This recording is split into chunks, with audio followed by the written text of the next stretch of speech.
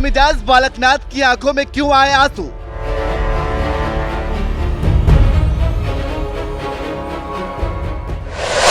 अपने इस समाज से ऐसी क्या नाराजगी छलक पड़े आंसू?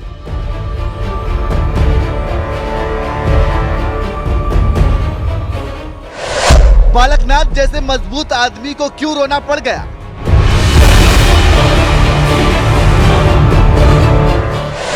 क्या बालकनाथ के अपने ही लोग नहीं देंगे उनका साथ?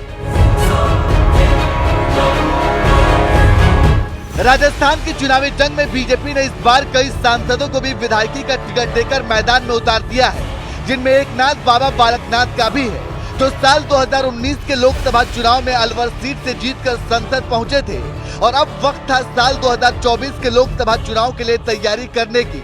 लेकिन उससे पहले ही बीजेपी ने बालकनाथ को अलवर की तिजारा विधानसभा सीट से टिकट देकर मैदान में उतार दिया।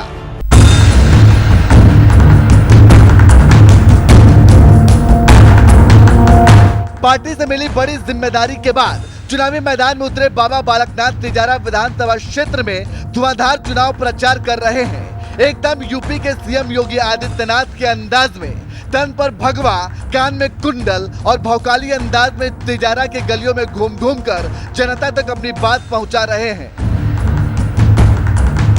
हम विरोधी हैं तो केवल उनके जो सांप्रदायिक माहौल को बिगाड़ने का काम करते हैं, जो गुंडागर्दी करते हैं, चोरी चपाटी करते हैं, उनके हम दृढ़ विरोधी हैं।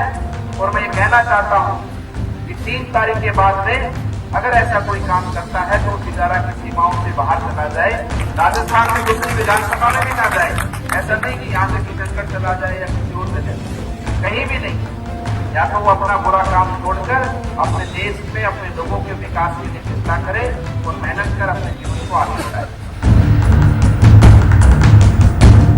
धुआंधार चुनाव प्रचार कर रहे योगी बालकनाथ को इसी दौरान एक पंचायत में गुज्जर समाज के लोगों के बीच अपनी बात रखने का मौका मिला, जिनसे बात करते करते सख्त मिजाज वाले बाबा बालकनाथ अचानक भावुक हो गए और उनकी आंखों से आंसू बहने लगे।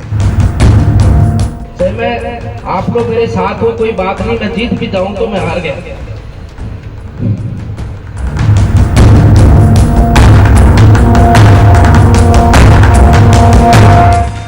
राजस्थान में हिंदुत्व का झंडा बुलंद कर रहे बाबा बालकनाथ को अपने ही समाज का समर्थन नहीं मिल पा रहा है।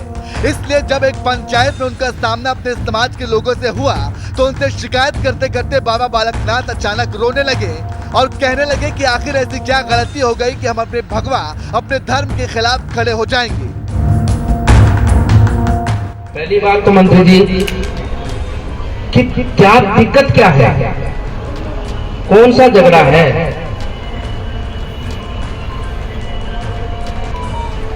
भाई किसी समाज ने गलती करी है, पिछले चुनाव की कोई बात हो और किसी से आपस में कोई बात हो, क्या इतनी बड़ी गलती हो गई कि हम अपने भगवा, अपने धर्म के विरुद्ध खड़े हो जाएंगे? मतलब कि गलती इस भगवान ने कर दी कोई या हमारे धर्म ने कर दी कोई? जवाब दो मुझे भाई, युवा साथी खड़े, जवाब दो भाई। मेरे में 100 गलती होंगी,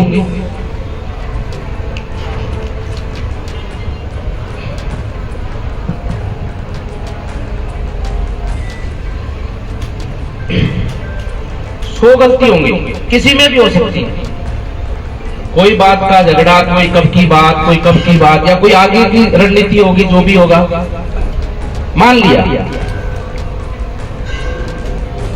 लेकिन जहां धर्म की बात आ जाए, जहां भगवान की बात आ जाए, वहां क्या हमारा गुर्जर समाज पीछे हटेगा क्या अपने प्राणों को निछावर करने से? चुनाव से पहले अपने गुज्जर समाज के समर्थन जुटाने में लगे बाबा बालकनाथ इस दौरान कहा कि आपका समर्थन नहीं मिलने पर अगर मैं जीत भी जाऊं तो वो मेरी जीत नहीं, हार होगी। इतना कहते ही तालियां गूंजने लगी। उधर पूरे देश के भाई उनके जितने भी कबीलेदार हैं, सब लोग आके फार्म भरने वाला नहीं मिला मंत्री जी, एक डमी फार्म भरने वाला आदमी, डमी फार्म के लिए मतलब वैसे फार्म लगाया जाता है ना, और वो आदमी ना उनको जानता ना पहचानता। ऐसे आदमियों से बात की जिनके 2-2 पीढ़ी हो गए, हमारे भाइयों के नौकरी करते हैं, उनके साथ उनका व्यवहार चलता है। वैसे आप ये नहीं कर सकते।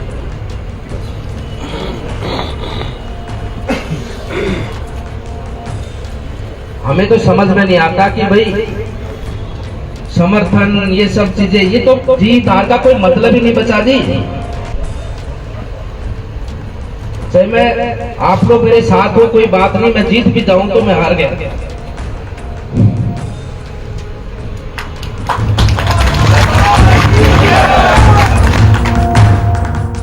राजस्थान में 25 नवंबर को वोट डाले जाएंगे, इसलिए चुनावी तारीख से पहले ही बाबा बालकनाथ ने अपने समाज को मनाने की पूरी कोशिश की, जिससे उनकी जीत में कोई कसर न रह जाए। लेकिन सबसे बड़ा सवाल तो यही है कि क्या गुज्जर समाज बाबा बालकनाथ के आंसुओं का मोल चुकाएगा और उन्हें तिजारा से जीत दिलाएगा? इन सवालों का जवाब तो फिलहाल 3 दिसंबर को ही मिलेगा, जब चुनावी नतीजे आएंगे। वैसे आपको क्या लगता है, क्या बाबा बालकनाथ जीत पाएंगे? अपनी राय कमेंट करके हमें जरूर बताएं।